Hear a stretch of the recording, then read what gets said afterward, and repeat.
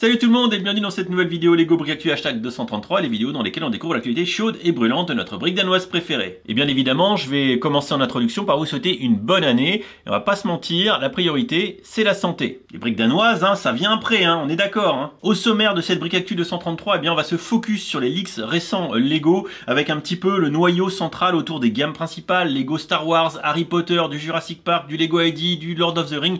Bref, on va se concentrer sur l'essentiel. Et pour ceux qui le savent pas, si vous voulez un récap plus complet, vous allez traîner sur Lego Leaks et là vous allez retrouver tous les comptes leaks, évidemment qui n'arrêtent pas, mais aussi des choses qui n'ont rien à voir. On va pas se mentir que dans l'univers du Lego, tout est bon pour la notoriété, pour gagner des vues, des likes et tout ça. Et donc il y en a qui publient là-dessus sans que ça ait rien à voir. Bref, c'est pas le sujet. Sinon, vous êtes pas censé ignorer que nous sommes le 1er janvier et que donc Lego a mis en ligne une grosse fournée de nouveautés. Entre 100 et 200, c'est énorme, je n'ai pas compté. La vidéo du jour n'en parlera pas. Je ferai une vidéo dédiée très certainement.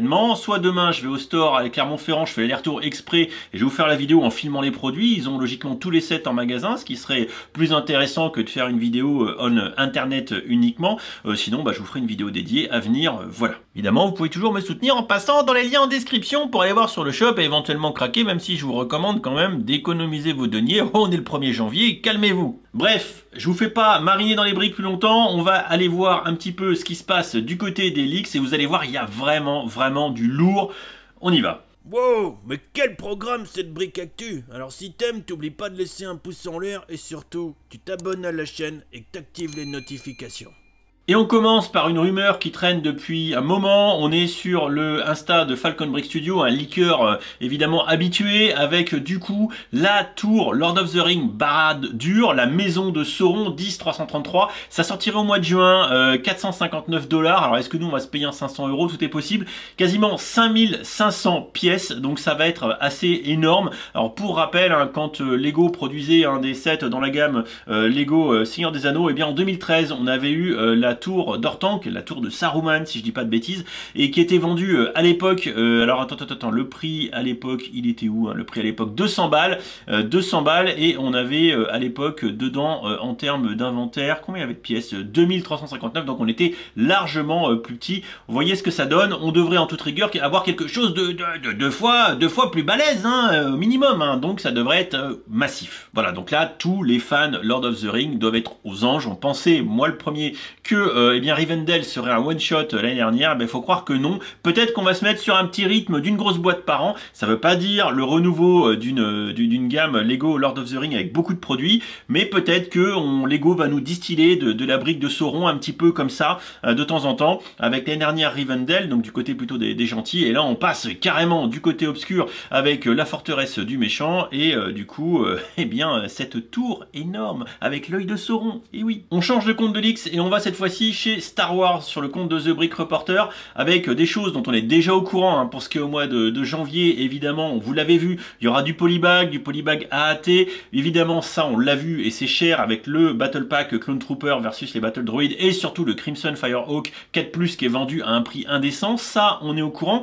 Au mois de mars, la rumeur qui tendrait à se réaliser, prophétique, le retour des 7 midi-scale, et ça va être une dinguerie, avec du Millennium Falcon, du Tantive 4 en midi-scale, Invisible Hand également, donc trois beaux sets en midi-scale, avec ensuite un R2D2, ça serait pas la première fois, à voir quelle taille il va avoir, et enfin un diorama qui serait cette fois-ci du Tantive 4. Ça commence à me faire envie, Jean-Jacques. Oui, et au mois de mai, évidemment, encore des produits. On retiendra bien évidemment l'UCS TIE Interceptor, qui serait le gros set de ce mois de mai, encore des briquettes, etc. Les promos du mois de mai pour le May the Force, vous connaissez la musique. Et pour cet été, grosso modo, au mois de juin, on aurait du Mandalorian, entre autres, avec du Battle Pack, du Bunker, encore du X-Wing, bref, vous le savez, vous commencez à être habitué à tous ces petits sets. Là, ça m'intéresse plus et on est sur le compte de 1414 Falcon Fan, l'un des leakers #1 avec Brick Leaker entre autres. Et du coup, la vague du mois de juin, vous savez, on a des produits au mois de mars qui ont déjà été annoncés, mais le mois de juin ne va pas faiblir avec des sets plutôt chers, 60, 40, 70, 200, 90, 140, des grosses boîtes. Est-ce que ça annonce un reboot du château? Ça me fait peur, je n'y croyais pas en discutant avec Hotbricks sur la vidéo qu'on a faite, que je vous invite à aller voir sur les nouveautés. Et là, regardez, vu le prix des boîtes, j'ai peur. Ah, oui, j'ai peur. Hein. Ah, j'ai peur d'un énième reboot du château Playset. Hein. Voilà. Hein. Je vous rappelle qu'on a eu un reboot avec les toits gris en 2018, un reboot pour l'anniversaire les 20 ans en 2021, si je dis pas de bêtises, avec les toits verts, cette fois-ci en mode un petit peu assemblage de sets. Là, modulable d'ailleurs, si on a un retour d'une autre version du château, ça va commencer à piquer en termes de prix, mais bon, on verra. À noter que dans la vague du mois de mars, si je dis pas de bêtises, on a 2 éléments de château qui vont avec le château de 2018. Ou avec le château du mois de juin, s'il y en a un nouveau. On verra, hein, mais en tout cas, écoutez, hein, j'ai mon pilou Harry Potter, je suis prêt à toute éventualité. Ça va saigner les porte-monnaies des moldus, moi je vous le dis. On continue avec du Lego ID où on aurait évidemment la date annoncée pour le Lego Donjons et Dragons. Rappelez-vous, hein, c'était sorti de la plateforme Lego ID. Je crois que c'était un concours, si je vois un concours ou un event particulier. J'ai pas une mémoire infaillible, sauf que en avril 2024, eh bien les fans de Donjons et Dragons vont se faire saigner de l'ordre de 300-400 € pour à peu près 4000 pièces. Bon. Affaire à suivre, bien évidemment. Sinon, toujours chez Falcon Brick Studio, on aurait en juin, eh bien, le Lego ID Life Size 4, voilà, 21349 avec un petit chat à taille réelle. Bon, là, on va pas se mentir, hein, je pense que Lego essaye de rattraper le retard sur la marque coréenne, je crois, GK, qui est spécialisée entre autres dans les animaux et des chats. Ils en ont fait un paquet, voilà. Vous avez intérêt à avoir une sacrée collection de croquettes.